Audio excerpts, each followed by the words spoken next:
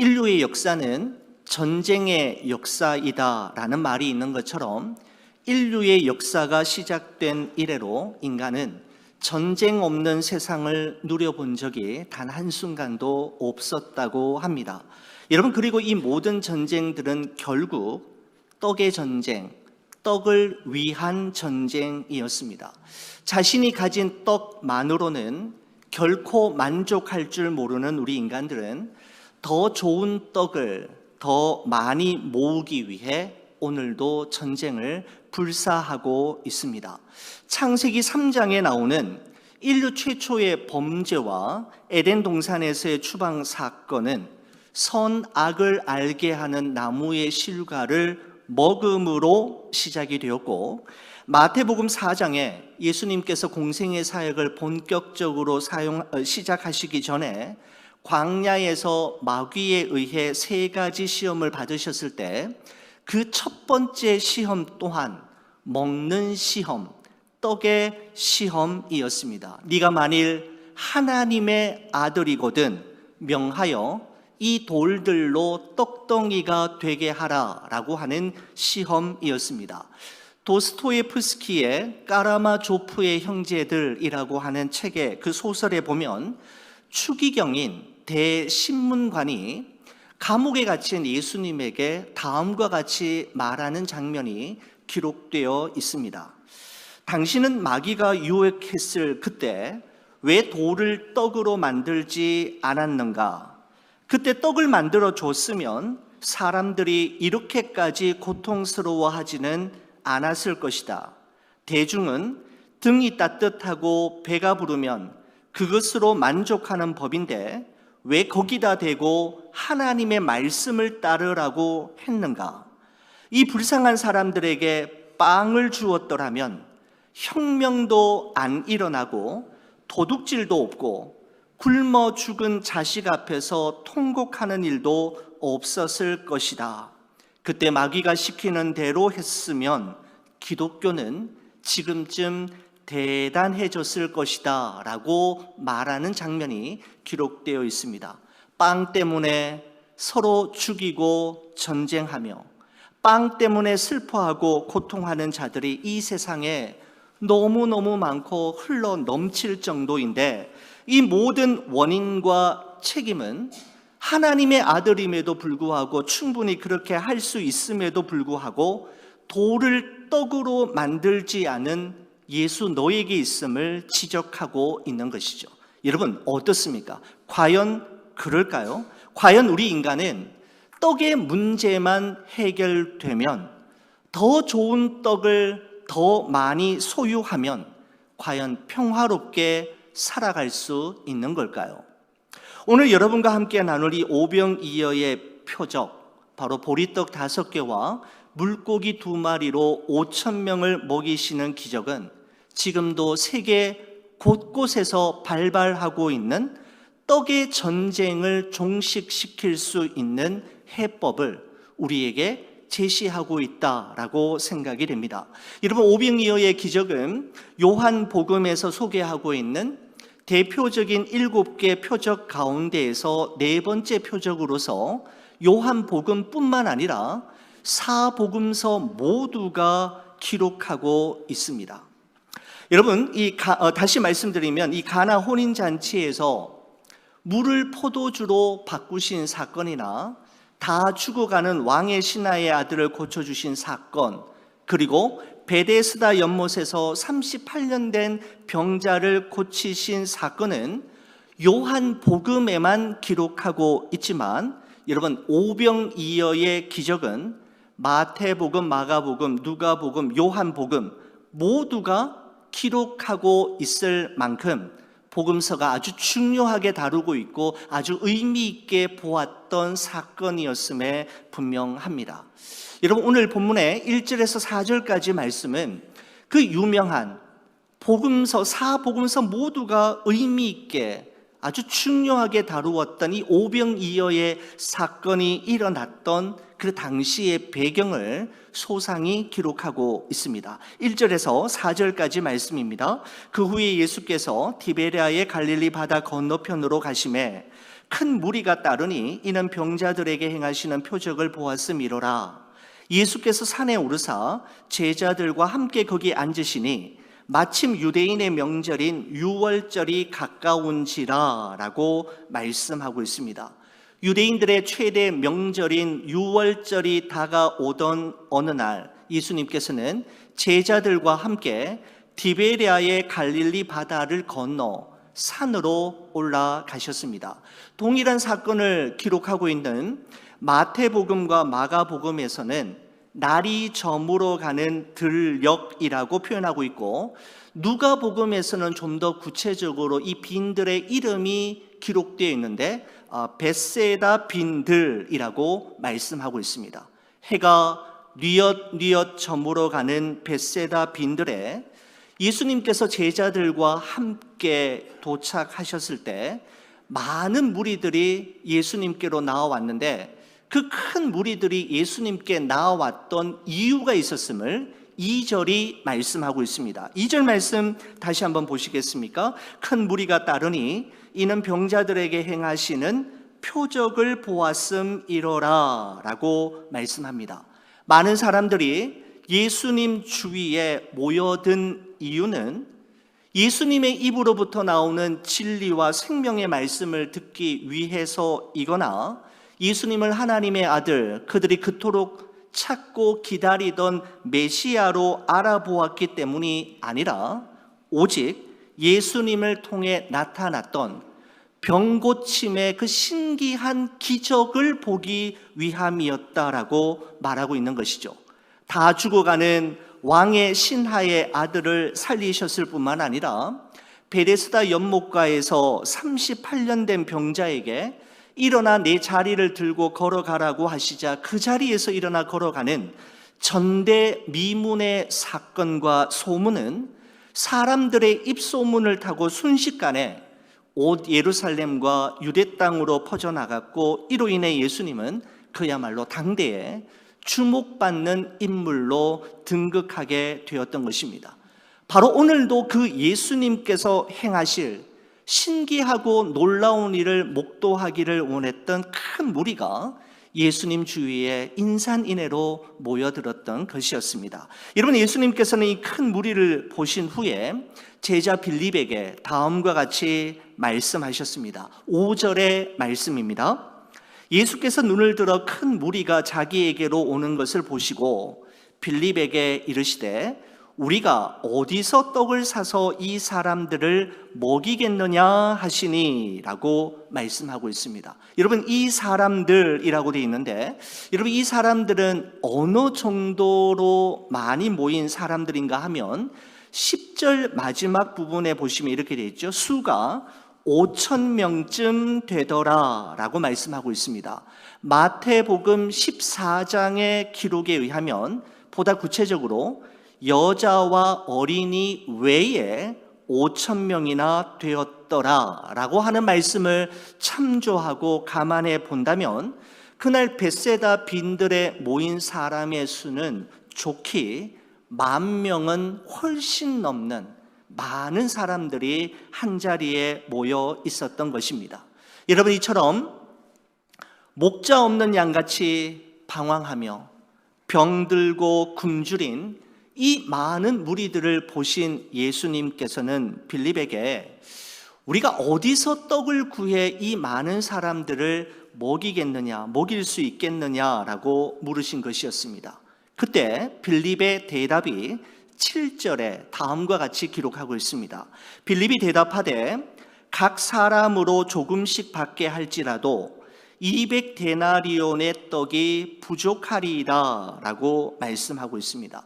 여러분, 데나리온이라는 것은 당시 유대인들이 일반적으로 사용했던 동전으로서 한 데나리온은 일반 노동자, 일용직 노동자들이 아침부터 저녁까지 일을 하고 집으로 돌아갈 때 받는 하루 품삯이 한 데나리온이었습니다. 여러분, 그러니까 200데나리온은 거의 7개월 동안 쓰지 않고 일만 한 채 쓰지 않고 모아야만 모일 수 있는 큰 돈이었음에 분명합니다. 여러분, 그런데 예수님께서 빌립에게 우리가 어디에서 떡을 사서 이 많은 사람들을 먹이겠느냐라고 물으신 데에는 이유가 있었음을, 목적이 있었고 의도가 있었음을 6절의 말씀을 통해서 볼 수 있는데, 어떤 의도였는가 하면 6절의 말씀을 보면 이렇습니다. 이렇게 말씀하심은 친히 어떻게 하실지를 아시고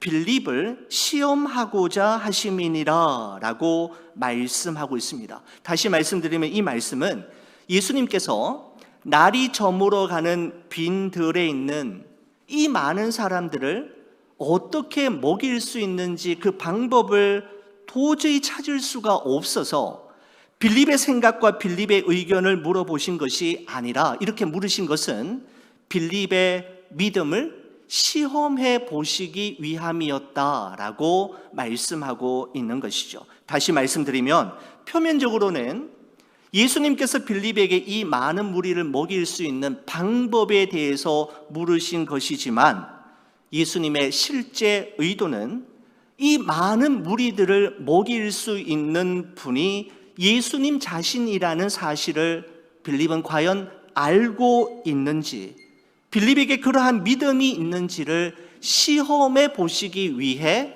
이와 같은 질문을 하셨다라고 말씀하고 있는 것이죠. 여러분, 그렇습니다. 빌립은 믿음에 대한 문제를 수학 문제로 이해하고 접근했기에 예수님의 이 질문에 대답할 수 없었던 것입니다.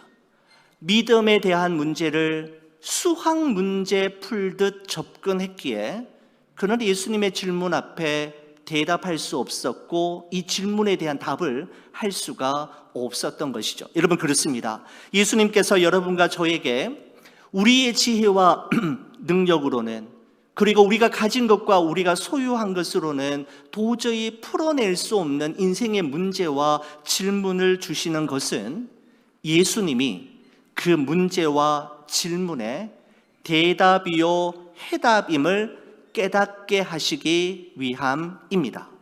가나 혼인잔치에서 포도주가 떨어지는 사건이 없었다면, 왕의 신하의 아들에게 죽음에 이르는 질병이 없었다면, 베데스다 연못가에 38년 된 병자가 경쟁에서 끊임없이 지는 절망과 실패의 경험이 없었다면, 그들 모두는 예수님이 대답이라는 사실, 예수님만 있으면 된다라는 사실을 절대로 발견할 수 없었을 것입니다.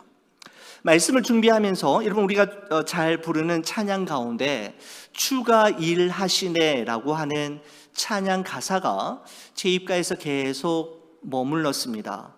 날이 저물어 갈 때, 빈 들에서 걸을 때, 그때가 하나님의 때, 내 힘으로 안 될 때, 빈손으로 걸을 때 내가 고백해 여호와 이래.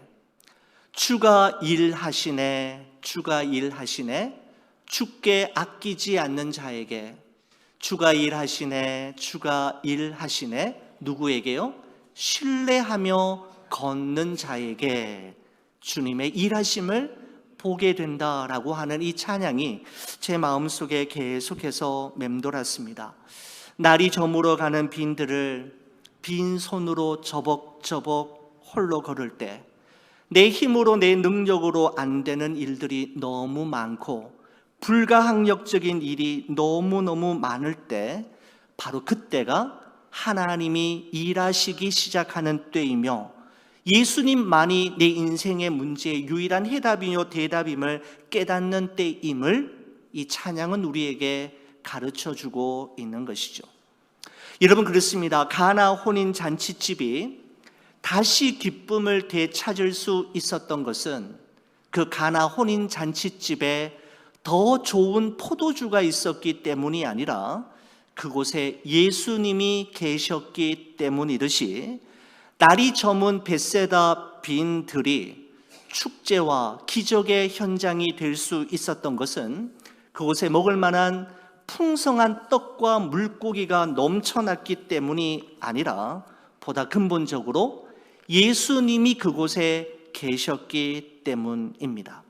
그렇습니다. 우리 인생의 모든 문제와 질문에 대한 유일한 대답은 예수 그리스도임을 이 오병이어의 사건은 분명히 우리에게 말씀해 주고 있는 것이죠. 여러분, 한편 이 빌립의 대답이 마치자 곁에 있던 베드로의 형제 안드레가 8절과 9절에 다음과 같이 이야기합니다. 8절 9절입니다. 제자 중 하나 곧 시몬 베드로의 형제 안드레가 예수께 여짜오되 여기 한 아이가 있어 보리떡 5개와 물고기 2마리를 가지고 있나이다. 그러나 그것이 이 많은 사람에게 얼마나 되겠사옵나이까? 라고 이야기합니다. 안드레는 한 아이가 가지고 온 보리떡 5개와 물고기 2마리의 도시락을 예수님 앞에 슬그머니 내놓으면서 이렇게 이야기하는 거죠. 예수님도 이미 잘 아시겠지만 이것으로는 이 많은 사람들을 절대로 먹일 수 없다는 것, 우리 주님도 잘 아시잖아요 라고 하는 의미가 숨겨져 있는 것이죠. 여러분, 빌립은 필요한 떡의 양, 즉 200데나리온의 떡이 있어야 한다고 이야기했고, 안드레는 현재 그들이 가지고 있는 떡의 양, 보리떡 5개와 물고기 2마리라고 말함으로써 예수님께서 지금 이 많은 사람들을 한 번에 다 먹이시려고 하는 시도가 정말 비현실적이고 무모한 일임을 예수님에게 확인시켜 드리고 싶었던 것입니다. 여러분, 우리에게도 그런 것 같습니다. 우리는 내가 할 수 없고 내게 불가능한 일이면 예수님도 하실 수 없고 예수님도 어쩔 수 없을 거라고 생각하지만 오늘 이 오병이어의 사건은 내가 지금 가지고 있는 것이 너무 작고 보잘것없고 부족해 보여도 하나님의 일을 위해 그분께 드리면 나머지는 하나님이 일하신다라는 사실을 보여주고 있는 것이죠. 여러분, 우리에게 부족한 것은 사실 떡과 물고기가 아니라 우리의 믿음입니다. 우리의 문제는 떡과 물고기가 없음이 아니라 우리의 믿음 없음이 언제나 문제가 되는 것이죠. 여러분, 11절에서 13절에까지의 말씀은 우리에게 있는 작고 그 보잘것없는 것을 그분의 손에 올려드릴 때 어떤 일이 일어날 수 있었는지를 말씀하고 있습니다. 11절에서 13절까지인데요, 제가 한번 보겠습니다. 예수께서 떡을 가져 축사하신 후에 앉아있는 자들에게 나눠주시고 물고기도 그렇게 그들의 원대로 주시니라. 그들이 배부른 후에 예수께서 제자들에게 이르시되 남은 조각을 거두고 버리는 것이 없게 하라 하심으로 이에 거두니 보리떡 5개로 먹고 남은 조각이 12바구니에 찼더라 라고 말씀하고 있습니다. 여러분, 거기 보시면은 그들의 원대로 주시니라, 그들이 배부른 후에 먹고 남은 조각이 12바구니에 찼더라 라고 하는 이 표현들은 예수님께서 그날 그들에게 주신 양식이 얼마나 풍성했는지, 그리고 그들의 생각과 예상을 훨씬 더 뛰어넘어 얼마나 풍부했는지를 말씀하고 있는 것이죠. 겨우겨우 먹고 남을 정도가 아니라 배불리 먹고도 충분히 남을 정도의 풍성한 연회가 그곳에서 벌어졌음을 말씀하고 있는 것입니다. 후이되어 누르고 흔들어 넘치도록 배불리 먹이셨을 뿐만 아니라 먹고도 남은 조각이 넘쳐날 정도이었음을 말씀합니다. 여러분, 우리가 이 대목에서 우리가 꼭 짚고 넘어가야 할 중요한 부분이 있다라고 생각이 됩니다. 앞서 말씀드린 대로 여러분, 오병이어의 기적 사건은 사복음서 모두가 동일하게 기록하고 있는데 공관복음인 마태복음, 마가복음, 누가복음이 기록한 것과 요한복음이 기록한 내용 중에 서로 다른 점이 하나 있습니다. 무엇인가 하면 여러분, 일단 마태복음, 마가복음, 누가복음에서는 보리떡과 이 물고기를 나누어 줄 때 제자들을 통해 무리에게 나누어 주셨다라고 기록하고 있습니다. 한번 확인해 볼까요? 마태복음 14장 19절 말씀을 보면 이렇습니다. 무리를 명하여 잔디 위에 앉히시고 떡 5개와 물고기 2마리를 가지사 하늘을 우러러 축사하시고 떡을 떼어 제자들에게 주시매 제자들이 무리에게 주니 라고 기록되어 있습니다. 그렇죠? 마가복음 보시겠습니다. 6장 41절에 보면 이렇습니다. 예수께서 떡 5개와 물고기 2마리를 가지사 하늘을 우러러 축사하시고 떡을 떼어 제자들에게 주어 사람들에게 나누어 주게 하시고 또 물고기 2마리도 모든 사람에게 나누시매 라고 기록합니다. 누가복음 9장 16절 말씀 보시겠습니다. 예수께서 떡 5개와 물고기 2마리를 가지사 하늘을 우러러 축사하시고 떼어 제자들에게 주어 무리에게 나누어 주게 하시니 라고 기록되어 있는데, 요한복음은 어떻게 기록하고 있는지 한번 보실까요? 6장 11절, 우리 이 말씀은 저와 함께 같이 한번 읽어보겠습니다. 예수께서 떡을 가져 축사하신 후에 앉아있는 자들에게 나눠주시고 물고기도 그렇게 그들의 원대로 주시니라 라고 되어 있습니다. 여기서 보시면 예수님께서 직접 무리들에게 보리떡과 물고기를 주셨다라고 기록하고 있습니다. 여러분, 왜 이렇게 차이가 나는 걸까요? 왜 공간복음과 요한복음이 동일한 사건을 보면서도 서로 상이한 표현을 사용하고 있는 걸까요? 여러분, 요한복음의 저자인 사도 요한이 성령의 감동하심을 따라 이 요한복음을 기록하고 이 대목을 기록할 때 이 책을 읽는 독자들에게 정말 강조하고 싶었던 것이 있었기 때문입니다. 그것은 보리떡 5개와 물고기 2마리로 5,000명을 먹이셨다라고 하는 그 기적의 사건도 아니고, 그 보리떡 5개와 물고기 2마리를 무리에게 나누어 주었던 제자들도 아니라 오직 한 분, 예수 그리스도에게만 집중하도록 하기 위해서 이와 같은 표현을 쓴 것으로 학자들은 이야기하고 있는 것이죠. 기적의 사건, 그 기적의 사건이 일어나게 했던 그 현장에 있었던 제자들에게 우리의 눈을 한눈 팔지 않고 그 기적을 가능케 하셨던 예수 그리스도 그분에게만 집중하도록 하기 위해 그 나머지 부분들은 의도적으로 제외하고 예수님이 무리에게 떡과 고기를 나누어 주셨다라고 말씀하고 있는 것이죠. 여러분, 오병이어의 표적은 예수 그리스도는 생명의 떡이라는 사실을 분명하게 말씀하기 위해 일어났던 기적이었습니다. 여러분, 요한복음 6장 35절의 말씀에 보시면 예수님께서 이 기적의 의미가 무엇인지를 말씀하시면서 이렇게 말씀하셨습니다. 예수께서 이르시되 나는 생명의 떡이니 내게 오는 자는 결코 줄이지 아니할 터이요 나를 믿는 자는 영원히 목마르지 아니하리라 라고 말씀하고 있습니다.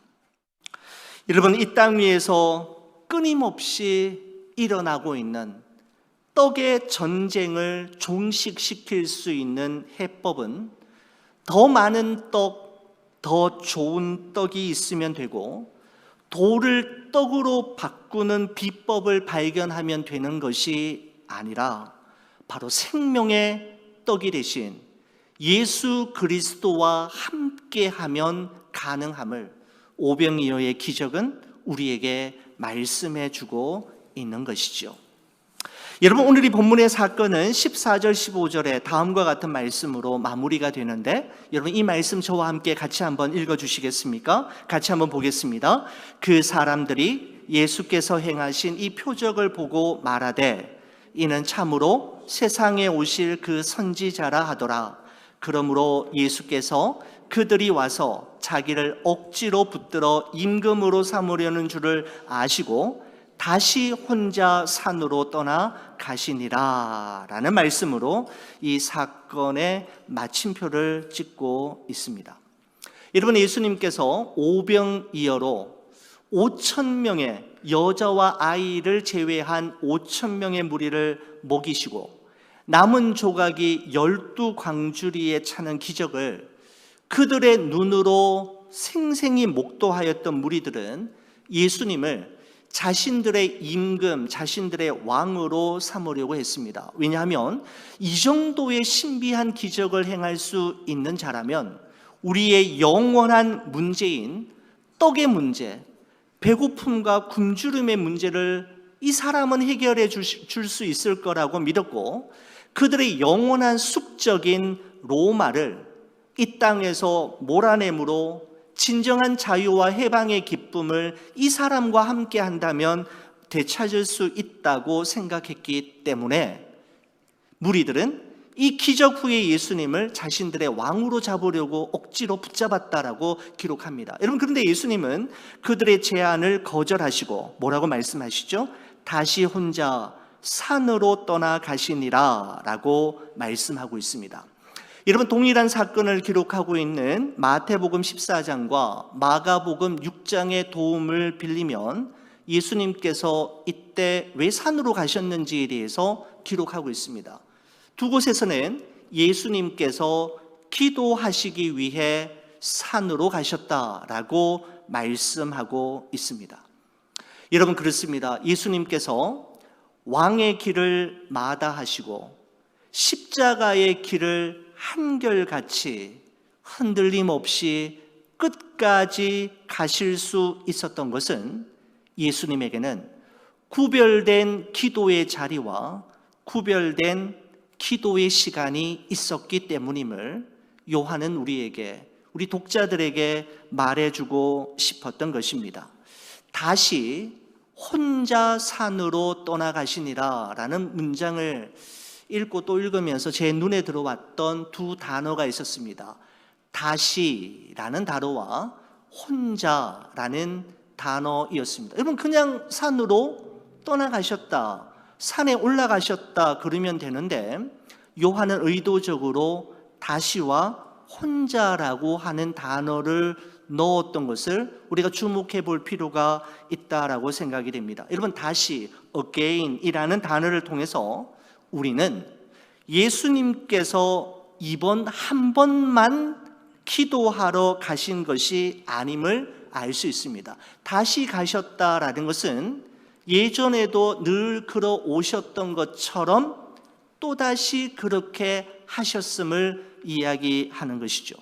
바로 예수님에게는 어떤 특별한 일이 있은 후에, 어떤 특별한 일이 있을 때만 기도하신 것이 아니라 비가 오나 눈이 오나 바람이 부나 반복적으로 규칙적으로 한결같이 행하신 일이 있었는데 바로 그것은 기도하시는 것이었음을 말씀하는 것이죠. 여러분, 그분은 하나님의 아들이시고 그분은 하나님의 본체이심으로 기도하시지 않으셔도 얼마든지 그 길을 걸어가실 수 있으신 분이시지만 다시 기도하시는 모습을 통해 우리로 하여금 다시 회복해야 할 자리가 있음을, 바로 그 자리는 기도의 자리임을 우리에게 가르쳐 주시기 위함입니다. 여러분, 그 다음 단어는 혼자라는 단어이죠. by himself라고 표현하고 있습니다. 여러분, 그렇습니다. 사람은 홀로 남는 시간이 반드시 필요한 존재입니다. 여러분, 일반적으로 사람들은 소위 잘 나갈 때, 모든 일들이 술술 잘 풀릴 때에는 사람들과 많은 시간을 가집니다.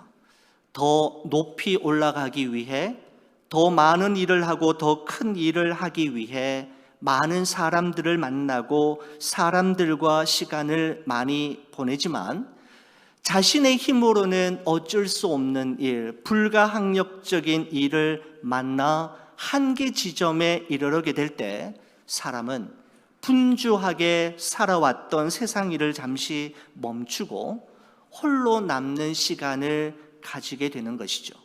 사람에게서 떠나 하나님 앞에 혼자 머무르는 시간을 그리워하게 되는 것입니다. 여러분, 이 혼자라고 하는 단어를 생각하면서 백무산 시인의 정지의 힘이라고 하는 시가 생각이 났습니다. 그는 이렇게 이야기합니다.